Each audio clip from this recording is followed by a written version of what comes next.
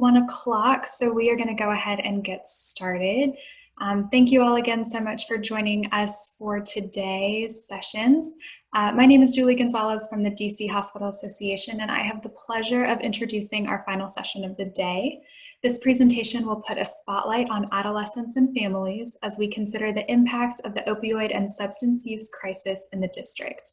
You will be provided with current data and signifiers of substance use in adolescents in order to illustrate a clinical approach to treating substance-abusing adolescents and their families. For this spotlight, we have invited Dr. Meghan Schott from Children's National Hospital.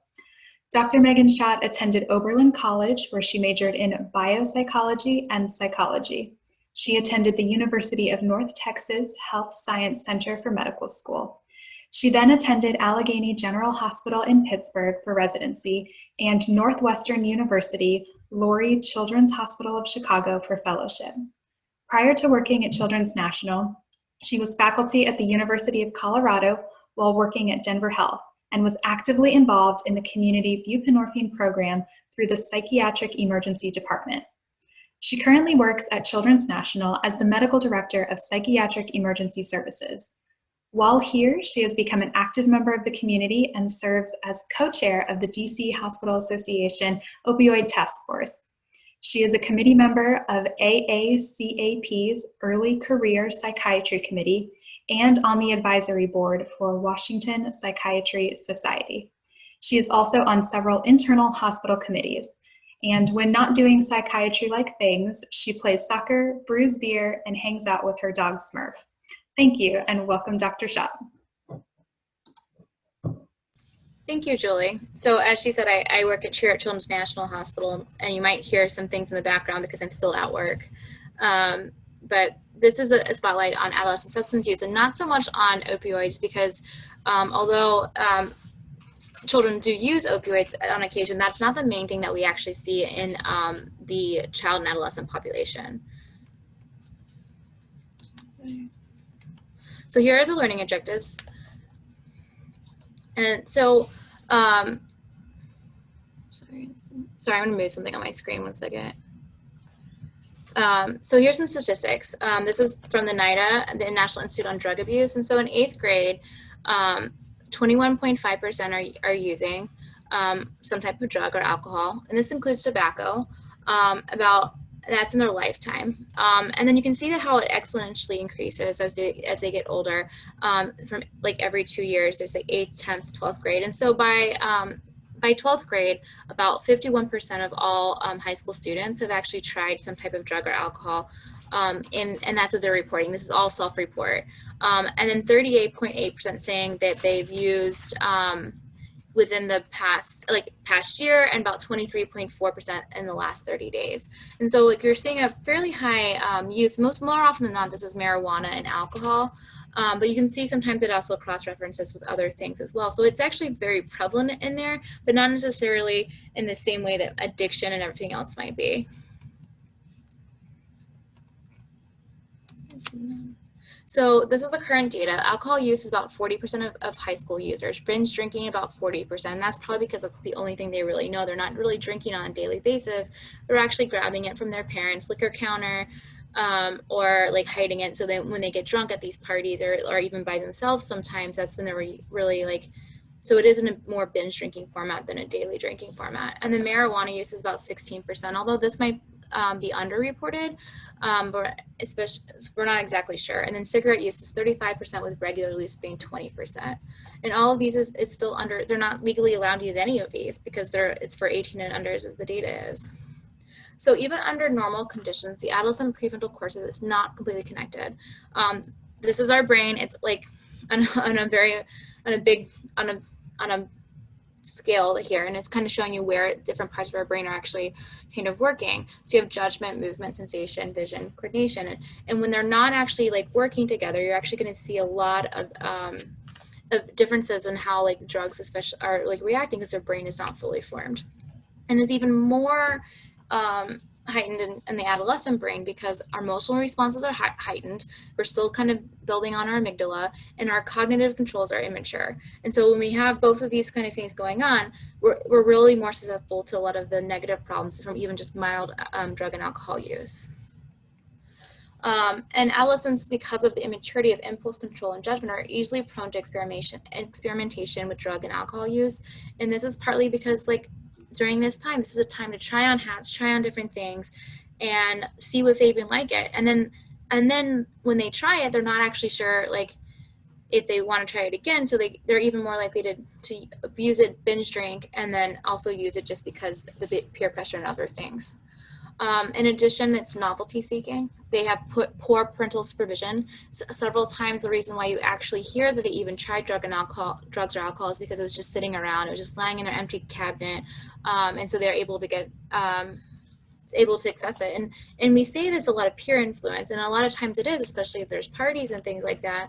But sometimes we'll see a lot of kids just actually getting it from their liquor counter just to try to say they did it, and they're not even sharing it with their peers.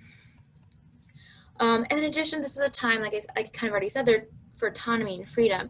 It's this kind of weird connection in adolescent period where they like need their parents, and they want to try to still get away from them, but they also want to like be their own person and be this own thing. So like that's why you see a lot of like changing in personality in this age group, but also trying to fit in, and then also like trying to like rebel against the parents, but like still needing them to like help them and do these other things. And so they're struggling this fine line for a lot of things, and that's why they're trying new things, trying these other things. And it offers more opportunity to use to see if they actually want to do it. Like, oh, these adults are using it, why can't I?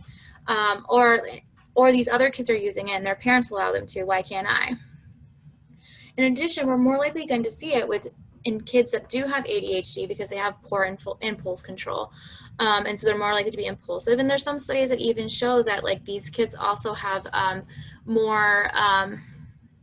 they're more likely to have poor social skills because they don't understand like the social nuances because their brain is working so fast. So they actually might be more likely to use to fit in. And also because, and then there's some research that shows like later that ADHD kids who actually are treated appropriately with stimulants are less likely to abuse drugs and alcohol in the future. Conduct disorder is another reason why you might actually have a higher use. And conduct disorder are these kids, at least in the DSM-5, what we're thinking of is that they're actually kids that are out here like destroying cats, destroying mailbox, doing fairly illegal things. So a lot of times you're going to hang out with like peers, and so if your other peers are doing this, then you're more likely to like hang out with older crowd, maybe using those kinds of things as well. But you're probably not fitting into the normal social situation. Trauma history, we see this all the time, and I think part of the use of it here is actually where the children who are using are trying to use it to not have to experience whatever they're experiencing, and that without whatever they would be normally experiencing, like flashbacks. Okay, if I drink alcohol, I don't have to feel it. If I smoke, I can actually go to sleep, and I don't have to have my PTSD like nightmares. And then if you're having school failure, you're probably not going to be you're probably not fitting in with your peers, because that's what everyone's doing is they're attending school. So what else are you going to do? You're going to hang out with all these other kids that are like kind of in the same boat, and what do you do for fun? Everyone else is like in school. So maybe they're just going to pick up drugs. And then in addition, situations with limited opportunity or easy access to drugs, which and routine family and community use can amplify the use. So definitely who you hang out with actually determines what you might do or what you could do in the future. So if your family is more likely to use, you're more likely to use. If your community connections are more likely to, you're more likely to use. So if you're like sitting in the middle of a next to a crack house or something, like you might be more likely to experience it because like it's sitting right there. It's easy to use. It feels like it's okay to use because everyone else that you know is using it. And they also have easy access because it is right there, and it's like normalization, all of that. So kind of the environment itself can actually promote whether or not a child is using drugs or alcohol. And then something kind of a little bit more specific to kids and teenagers is actually, and it's, I guess, for anyone, but like even more so in this age group, is they're more prone to binge drinking because they're not used to alcohol. They're going to be even more impulsive. when they're using, or even whatever drug it might be, they have actually other unwanted problems like getting putting themselves in more dangerous positions because of the part of the impulsivity and not knowing how alcohol and drugs are going to affect them. And so they might be having unwanted sexual behavior, or even being raped. There's going to be a lot more disinhibition because like even one drink is going to make them kind of like it's not sober because they don't have any tolerance built up, and they're also more likely to think it's okay to drink while driving intoxicated. And so these are specific risks that are like I said, across the board, but even more prevalent in some of our younger, more vulnerable populations. Addiction with associated withdrawal is actually rare in adolescents, and that's partly because there isn't enough time to build a tolerance and things like that. But it is have more common consequences like poor school performance. So if you're drinking every night to go to sleep or something to that effect, or even if just hanging out with your peers, you're probably not going to get up the next morning to go to school. And then if you're like high on whatever you might be high on, you're probably not going to be able to really function within your family unit. Because you're like can't even stay awake, whether it's opiates or marijuana or whatever it might be. And so there's going to be more discord whether or not the family even knows that you're using. And then of course legal difficulties that have come around with it, and this could not just be related to substance use because a lot of times like families and everyone doesn't know what's happening, but they might be more likely to steal something in order to get the substance or to steal the money for the substance. And so you're seeing a little bit more of other problems that are associated with it. And then again, we're also talking about some of the impulsivity that kind of go along with using drugs. And so you're also more likely, oh, that sounds fun, let me like break into that thing and throw this ball at something. And so like just because they're drunk, they're more likely to do some, or whatever type of substance they're using, more likely to act and be more impulsive while they're intoxicated. And then drug use is also like indicative of a health compromising lifestyle. It's one that more often than not at this point, because like I said, there's not as much addiction, they're doing it for definable reasons, whether it's peer pressure, whether it's like to make friends, whether it's not to get rid of their depression or anxiety. These are it's very important. It's very important, and it's actually, it tends to be more their choice as opposed to like the addiction kind of running over. And then even though like I was talking about this kind of like push-pull for like with adults and towards parents and things like that, parents are important, and what they do and how they react to this actually really is important, even if the child is saying it's not. And when teens are using drugs a great deal, there's the consequences that are upsetting to them. And some drug use is normal. So like whenever I go into rooms, I'm like, okay, do you use drugs? And I'm always like, no. I'm like, have you ever tried it? And like more often than not, if they say no, I mean, that's especially if they're in high school, it's 50% chance of being accurate, because like we know 50% of the time children and adolescents have, and whether in 12th grade, have used drugs. So experimenting and trying is normal. Daily use, binge drinking, those kind of things when it becomes abnormal. And so when you're doing an assessment, it's really important to like assess for substance use history, and also like so not just like a basic history, but like what drugs are being used, what things are tried, when the frequency of use and the places used, and why you used it. I think why isn't really important, especially in this age group more so than other lifespan ages, is because more often than not we're saying because it was easy access, my friends were doing it, and then also like, did you use alone? Like if you used alone, that tells me something more about your mental health than just like the peer pressure of it. And it kind of gives me an idea of like, are we more likely to be substituting for something else than actually just trying to make friends or something else, which is in some ways a normal experience. And then some other things we're kind of talking about, the types of use: impulsively, planned, measured. So if you're just going and like, oh, your friends offered, okay, that's fine. Or maybe you're thinking about it, like you're trying to build up and like, okay, now it's going to be the day I'm going to use. And the goals of the use of the drug, each drug, because kind of like I said, some people are using it for social recognitions, but some people are actually using it to like not feel anything, to actually maybe feel something, to be able to like go into that social party. They want to get drunk before they can function, what they can feel as a human being, or maybe just to sleep every night. And then also noticing if it gets worse. So like I said, normal experimentation is actually normal. But if you're starting to get to more hardcore drugs and like you're using it more frequently, and like it's changed in what the goal of the drug is used, and then we're starting to become a problem. We're starting to say, okay, this can potentially lead to some of these other worse consequences later. And then consequence of use are kind of similar to the adult world. You have the cost of the drugs, and like these, remember, these are kids, so they definitely are, most of them aren't going to have a job, and if they do, it's definitely not going to be able to feed a full-on addiction because it's not going. They still have to be in school and things like that. Drug influenced behavior and arrest. And arrest, like I said earlier, doesn't necessarily have to be in terms of the drug use itself, but rather things that they did while they were intoxicated.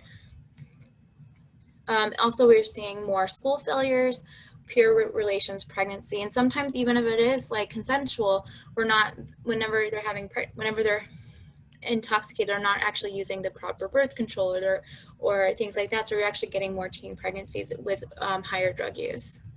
You see erratic and unreliable behavior, and that partly because they are lying and trying to hide it, which is the next thing, or if it's actually because they're high still right now and they don't know how to like really respond to the use that they're on. And you'll see that they're really a lot more irritable, argumentative, and having relationship problems. And this is, if you're using a lot of drugs and alcohol, or even just a little bit, at this age, like we already talked about, our prefrontal cortex isn't fully like in sync with each other, and so you're more likely to have like some of these other things kind of firing off and going randomly on you, and kind of allowing this argumentative in your to be almost a normal state, even with being intoxicated or not.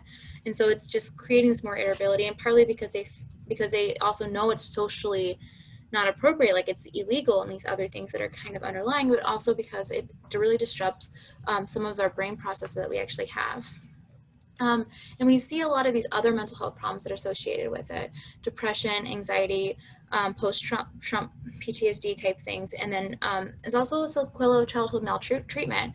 I was talking to some other people recently that if your parents were more likely to use or are using drugs and alcohol, you're more likely to be abused by a parent by about 10 to 15%, more likely to experience abuse, and sometimes a little bit higher.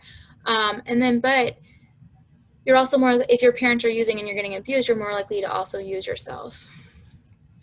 We also see these kinds of things: ADHD, bipolar disorder, adolescent schizophrenia, eating disorder, especially bulimia. And part of this is because of a little bit with bulimia, it's from the sense of control, and like that's one thing that you have control over. We see even in the adult population a higher use in schizophrenia and bipolar disorder. And this is partly because of the way the mechanism of actions work, but also sometimes our drugs induce this. So like if you're using a lot of marijuana and your brain isn't fully developed until you're about 24, we don't always know what's going to happen. And so sometimes what happens is it actually like almost creates, especially with marijuana, creates like this schizophrenia-like condition. And then not as soon as it like is out of your system. Sometimes as soon as they're out of the system, it's like it's done, but sometimes it takes 5, 6, 7, 8 days. And so they appear florally psychotic. And when we actually get down to it, like they actually just smoked marijuana. We see an even higher rate incidence of this, especially in synthetics use with it, but you usually see it. And bipolar, I feel like it's a little, and ADHD is a little bit because of this impulsivity. You're actually like, and so those don't necessarily create it, but because if you have these, you're more likely to be impulsive and actually more likely to experiment with some of the other things. So granted, all of these are sometimes intermixed, and sometimes you do one because of the other and vice versa. But then it can also create strains on family relationships and situations. So socioeconomic concerns, parental mental health concerns, especially mood disorders, parental substance abuse, parenting style, especially supervision and monitoring. So and a lot of these also, once again, are intertwined, but not always. But if you're not really monitoring your kids or not supervising your kids, they're more likely to feel the need to do whatever you want. But sometimes you put too much control on it, you also have the same issue. Like if you're like overbearing and like everything has to be perfect, a lot of times kids will be like, okay, if I go to this party that my parents don't think I'm going to do anything, I can now have some control back in my life. So there's kind of this fine balance.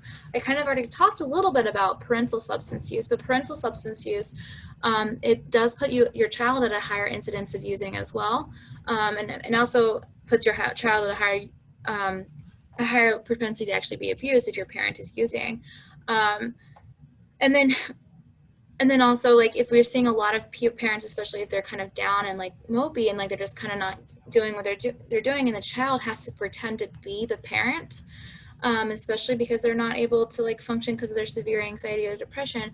A lot of times they'll turn to like another thing like substance just to kind of help them cope with it, and that's not a good thing, to be able to be the parent or to help are using substance use to help cope with it.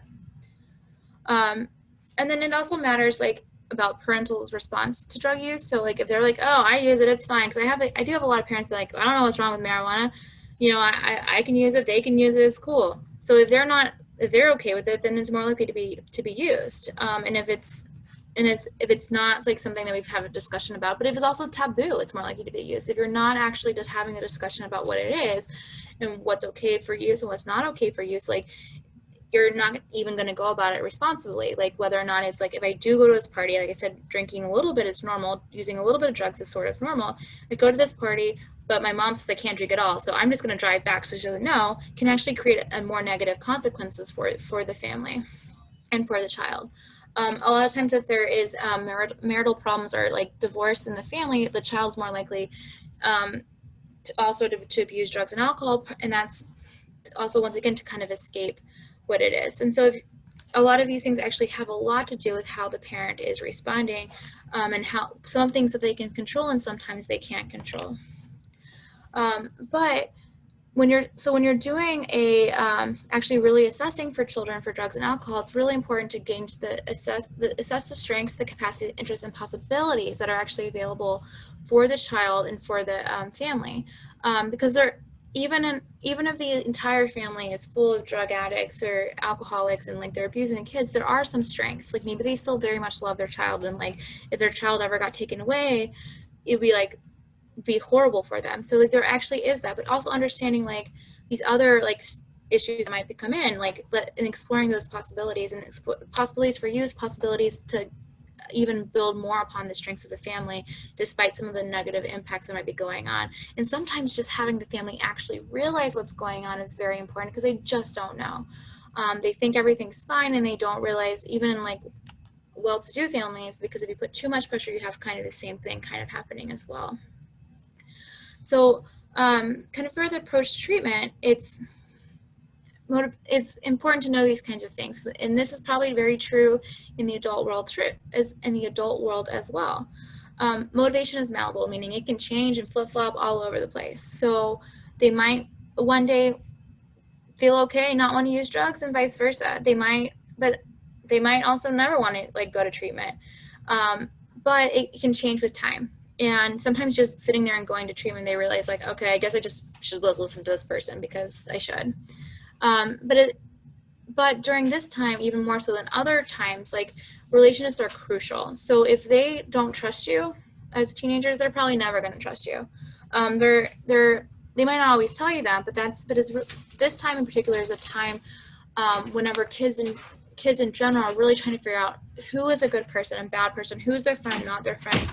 And more so than any other time is when relationships are actually very, very important, and it's something they're actually building as a life skill. And so it's important like that, like if you're in this trying to do treatment for that, like they actually have a good bond with you. They can trust you, they can do other things, but you're not just like lying to them saying, oh, I'm not gonna tell your parents, like being the friendship. It's actually even sometimes setting healthy boundaries, because a lot of times that's what the kids need, is they need these healthy boundaries in their life as well. And just similar to everybody else, like treatment is individualized. So there's not this one size fits all, those kinds of things, but really kind of figuring out what this kid needs, what the family needs. A lot of the things we've already talked to has actually been around like the family dynamics of what the family needs and things like that. And then remember that we got to plan and flexibility to operate together. So like the family's got to operate together. You have to operate as the clinician together and kind of figure out the best treatment plan as for the family unit as a whole, because it really is not just one thing. And part of it might be like we got to address the mental health issues before we can actually address the substance, or vice versa. So it's important to actually understand unidentified and develop support and autonomy linked with responsibility. And it's kind of what I was saying, this is a time when we're trying on one hats, and like what is an appropriate developmentally for them to be able to do, and what is appropriate responsibility. And sometimes that's also linked to like grades. Like, it's okay to not pass all your classes, right? If you feel like you have to be perfect and like else you don't get your car or whatever it might be, that might not be the appropriate for developmental. And then also realizing they actually are trying on hats and doing these things, and there's like that push-pull the whole way through of that. I mean, I don't know if any of you guys have children of your own that are in this adolescent phase. It's probably this constant battle all the time of like setting limits and like needing you and like wanting to go off and do it on their own, but then still needing you. And so that's kind of where we're at here, and making sure there's enough autonomy and responsibility that's actually developmentally appropriate. They should not be raising your kid, like if you have other siblings, but they need to have some type of responsibility as well. Peers are still very, very important, and this has a lot to do with what I was talking about earlier with the relationships. Relationships are key in this area, and peers are key, and being able to have friends and being able to realize like who you can trust is actually very much part of the developmental stages during this age. And then bonding to pro-social institutions, and that kind of actually means like being involved in something that's like not just related to like this one negative thing with like drugs and alcohol. Like if you're trying drugs and alcohol like at a party, okay, as long as like it's a healthy party and like that's fine, that's a normal thing to do. But actually, but there's other things too, like maybe they get involved in sports, or maybe it's big brothers, big sisters, but making sure there's other things that are actually like in a very positive situation that are not just, oh, I only hang out with my friends who are using, I only hang out with these people like somewhere else. And so that's kind of what that kind of means, is making sure there's other avenues where they're having very positive role models that are being displayed in those areas. It's also important to know and talk about like racial and cultural issues, and this kind of even goes with the social economic issues that kind of are around, and like what is normal and healthy and all those things, and not being afraid to like talk about it and shy away from it, because it is important. In the same vein, health and sexuality, if we don't talk about like how to have safe sex and how to like what to do if you're intoxicated and you want to have sex, like we're gonna end up with more teenage pregnancies, and that's not okay either. And then even just not even shying away from drug use and talking about it itself, because like I said, part of it is trying is normal, everyday use is not. And for us, it's really important to look for impairments in two or more domains. And by that meaning like school and home life, or school and work, or school or home and work, or and so if we're struggling in that area, that's how we kind of focus a lot of mental health, is actually looking at where they struggle. If it's just in one domain, it might not be as debilitating, but if it's struggling in two domains, you can actually maybe even point that out to the patient, because otherwise they might just say like, hey, it's just because it's my mom, and blaming all that. But then you actually are able to say like, okay, what about your teachers, or what about your school, what about your school functioning, what about these things, and able to actually like really elaborate and help them understand where the impairments are actually coming from. And look for developmental deterring effects, and so that part of it is part of like this, like where they are in their stages of development. Like, granted, like this not nearly as common here, but like if they're actually developmentally like a 5-year-old, because of their cognitive ability, they're still going to have some of these same issues, because they still want to have peer involvement. They're socially ready, but they're cognitively not ready, and they respond very differently in how you approach it. Like, it's really hard for younger age cognitive kids to actually understand why questions, and so understanding how you can phrase questions can be very helpful for this, and getting things that are actually going to be developmentally appropriate for this age group. Multiple approaches, like not a one size fits all kind of thing, and it shouldn't be in for children as well. And then multiple targets meaning we're approaching the family, we're approaching the child itself, we're approaching the school, we're approaching these other avenues that are really intersecting in a major part of the family's life, the child's life. There's not just one target in our area, because like it's almost like a community thing and a whole family thing that's really going on, to help really change the dynamics and change the interventions for this child. And then multiple interventions, like whether or not which is the school, because sometimes the parents aren't able to function in a way that is, or vice versa, the school can't be there for everything. So we have to really target like how we can help with the family, and that can be a variety of needs. Maybe maybe things would just get better if we're able to help with like food. So then we don't have to turn to these other things that help them in other ways. And so there's different types of ways and different types of ways to help the entire family. So treatment involves partly development, like we've kind of talked about, preventing problem behavior. So that's just like not even having the access and resources available. But also like, or if it's like we're looking for teens, like who are they hanging out with, those kinds of things. But like understanding and really targeting where the intervention is coming from is very key in helping to prevent some of these things before it gets too far out of hand. And then therapy, there's individual and family therapy. So individual is really important, especially as they're getting more autonomy and more older, and like especially because the child probably doesn't want to be talking to the family about like how much they don't like their mom when she does this. You know, I had a daughter who said that her mom makes her pee in cups for drug screens for her. You know, like she doesn't want to tell her mom how much that it, like pains her, you know, but like she's able to tell me, who was her therapist at the time, about this incident, and I was able to appropriately bring it to the next level. But at the same time, family therapy is also needed because she might not share that, but she might be able to share like how much she hates that she has to look after her siblings, right? Or how much, or like even kind of like, let's address the whole unit as a whole. Like there, and even with the parents, a lot of times with family therapy, it's a lot of psychoeducation about like your drug use is influencing you, that drug use, or like their child's mental health condition is actually affecting their ability to not use drugs, and for a variety of reasons, or that's the reason why they're using drugs. And so a lot of family education that's not just necessarily, sometimes the family education is really just for the parents, but sometimes it's actually talking about like, hey, about the individual themselves and what's going on in that world. And then just remember treatment parameters of time, space, frequency.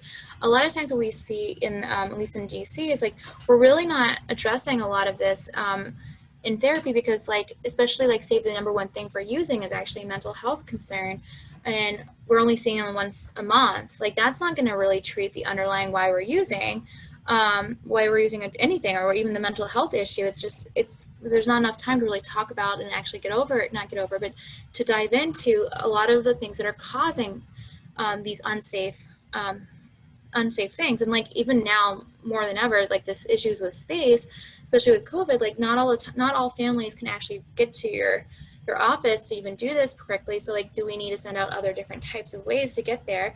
Now we're all using Zoom like we are right now, but it definitely creates a different type of dynamic of what can and can't be done. A lot of kids respond a lot better to actually having direct involvement. I'm sure a lot of adults do too. And then now they have to do all this with school and like with this, and they get told you can't go outside, and like that was their one distraction. And so like they're really finding innovative ways, especially during this time, to actually read the child is very, very important.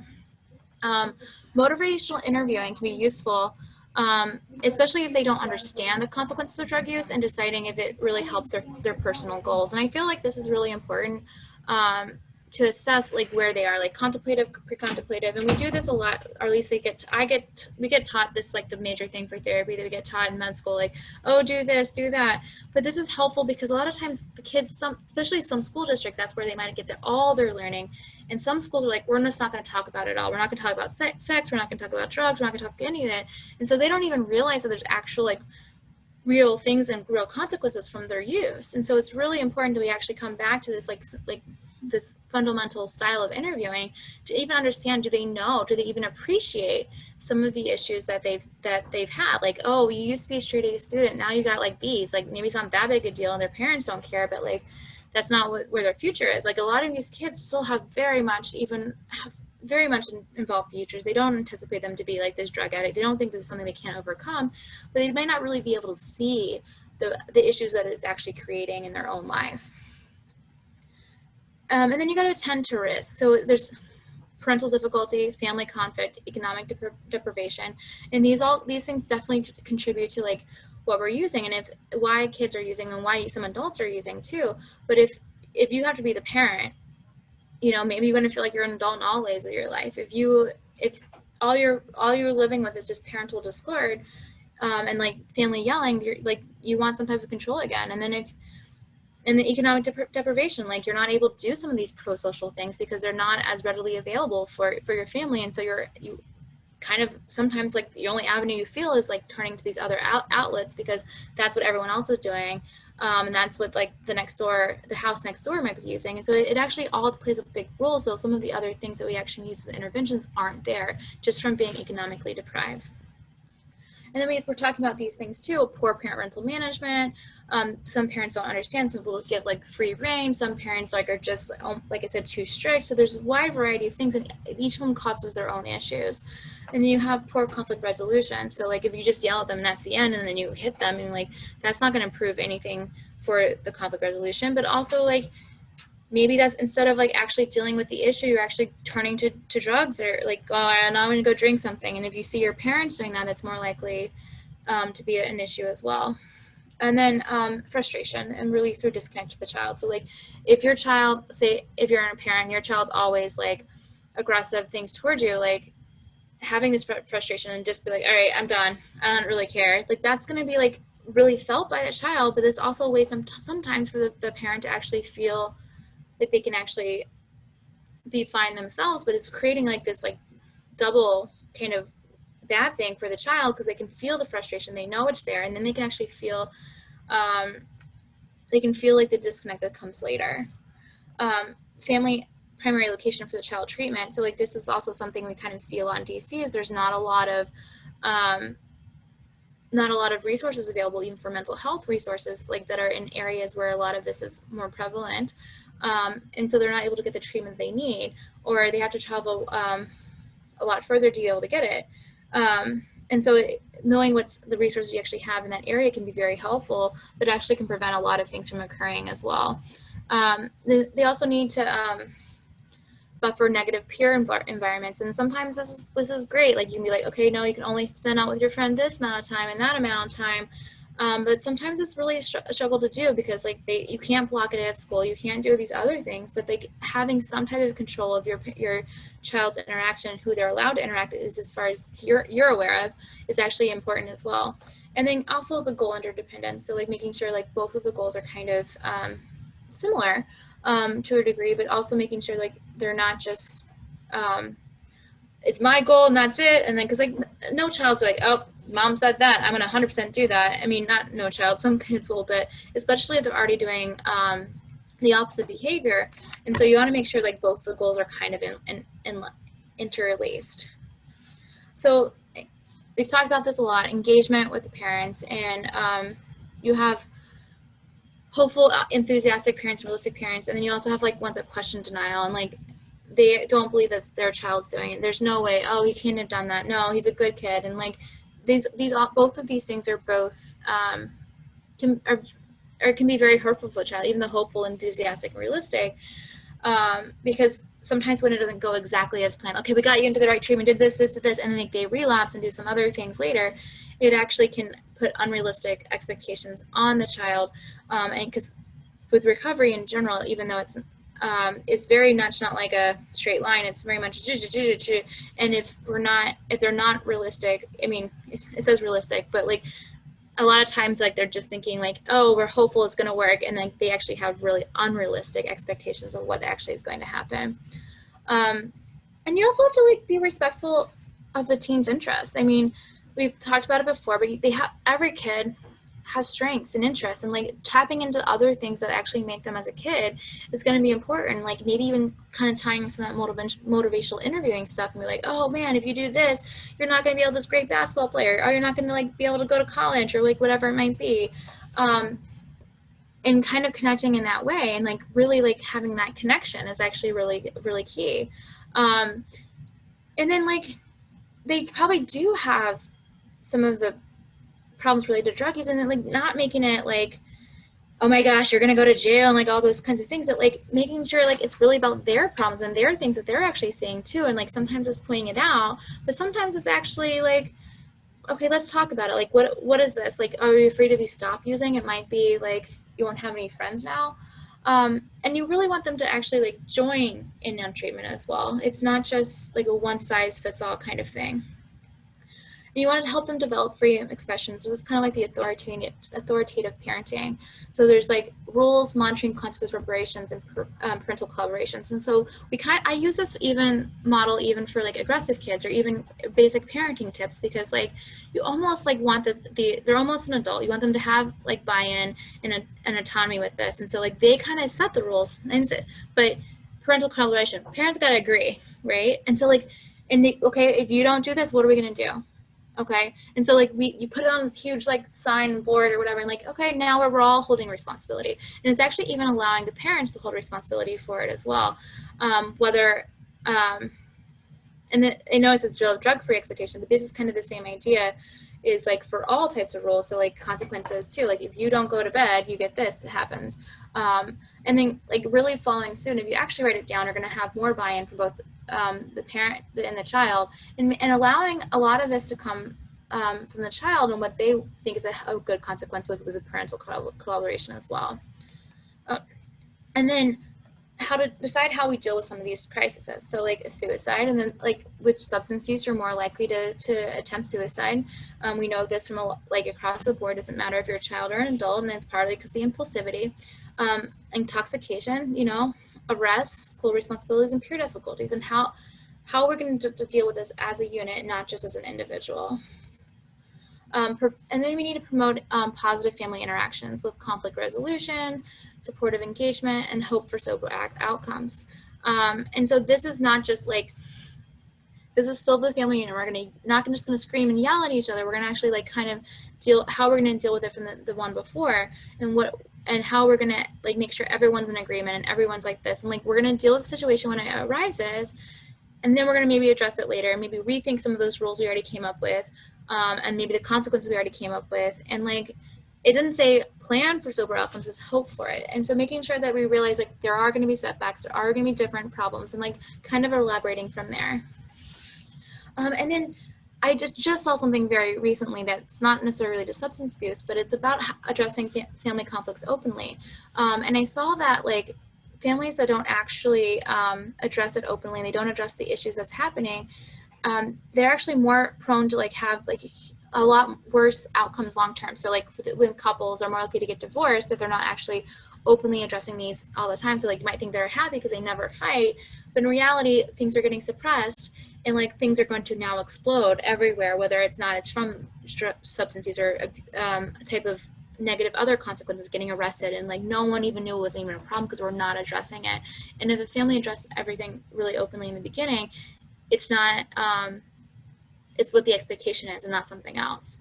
And really, I mean, like this is constructive, not punitive. So like if I relapse like from whatever I'm doing, all right, let's figure out how to like what went well. Okay, you went 6 months, okay, but then you happened. Oh, okay, so you were hanging out with your friends. Okay, so let's figure out how we can actually make this a more constructive thing, and like not punishment, because punishments actually don't help as much as rewards. And so kind of thinking about how to do that, because like the child doesn't even want to tell you ever if they mess up, but definitely don't want to tell you like if we're only going to expect negative things. And then keep them engaged still with those drug-free activities. Like if they're in drug-free activities, then they're actually going to like not use drugs because they don't have the opportunity to, because they're not sitting around doing nothing, or like those people aren't using, so it's actually helpful. And then kind of with enhancing communication, if you're open about it and you're like not going to be punitive about it, they're actually going, and all these other things kind of correspond with each other, but they're actually going to talk with you and actually going to engage with you with these things. And then encourage adolescents' voice and goals in individual sessions. So if you're a therapist or not a therapist, even just a pediatrician, making sure their voice is heard, and like making sure that their own goals are set up. And this is kind of what we were talking about earlier, is like, yeah, we want a drug-free environment.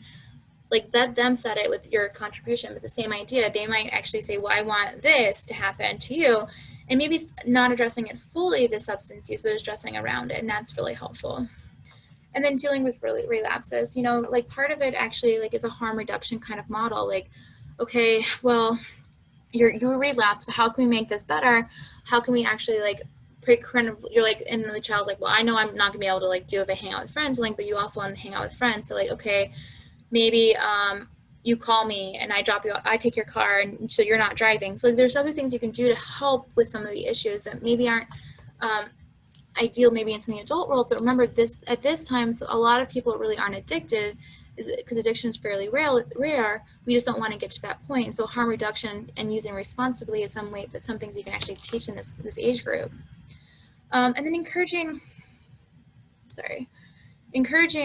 engagement with mutual support organizations and drug treatment programs. So like there's not as many of these options here in the district, and there's very few even in the DMV area, but understanding like what options are available is actually going to be helpful. That way you can encourage yourself, as if you're a provider or a therapist or whatever it might be, as well as the family, that there are other options and other organizations, and some of them are just supportive, like Al-Anon and Al-Teen, if it's similar to AA and for different reasons for those, but like having that and realizing that you're not alone is very helpful, because that's half the battle. Like families and children also often think they're alone in this world, engaging with these kinds of things.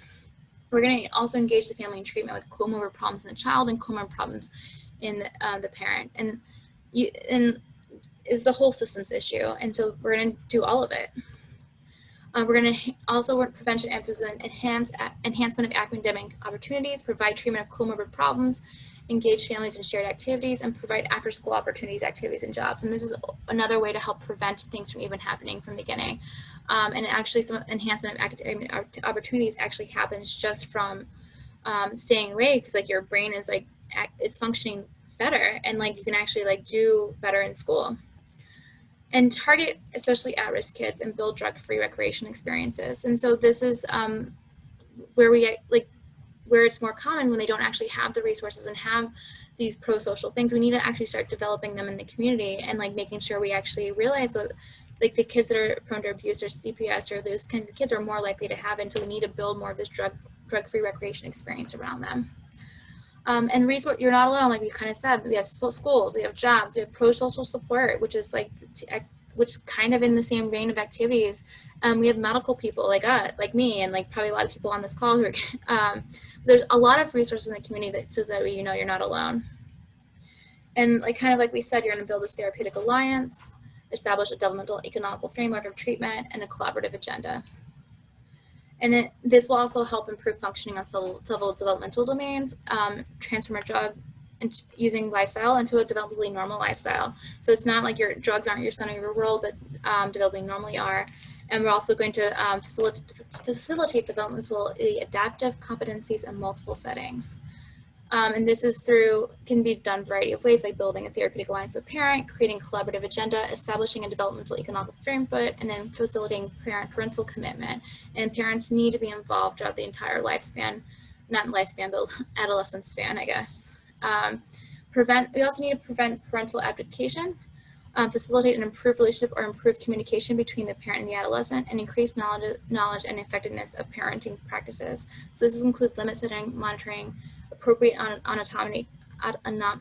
appropriate granting of privileges to make them independent. So kind of sped through a little bit to the end, because I do want some time for questions. I focus a lot of this not so much on drug use in general, but also like how to help you guys in the clinical practice and kind of what to do and how to engage the parents. So thank you, Dr. Schott. We do have a few questions here, so we'll roll right into them. So the first question is, current data shows that alcohol use and binge drinking is at 40%, marijuana use is at 16%. Those are just snapshots in time, but what do the trends look like? So we actually are seeing slight downtrending with drug use, but we were, and then COVID hit, and so it's like we're showing an increase in it now, especially in the adult world. We're seeing it not as robustly increased than COVID in the child world with substance use, but we are, as compared to the adult use, but we are seeing a huge increase with it. And I think partly it's because boredom and accessibility. Those are snapshots in time. That's why the other slide was talking about like the lifetime prevalence, and like I said, 50% are trying it, but there's like I said earlier, there's very few incidents with actual addiction at that point. We just want to prevent it from getting to that at that point. Our job right now is prevent addiction, not necessarily that they are addicted. Great. Oh, sorry.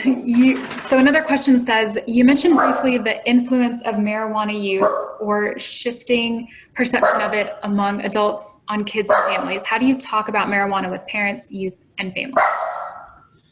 I mean, I lived in Colorado for a long time where it's actually legal, and that's a hard question to ask because it's legal there, and we also see a lot of people like saying they want a medical marijuana card and they want these other things, and it's not great for marijuana to be used in children at all. So kind of how I talk about, at least with a kid, is like, man, I kind of level set with them, like, I don't care if you use, but I do care right now because you are not 24.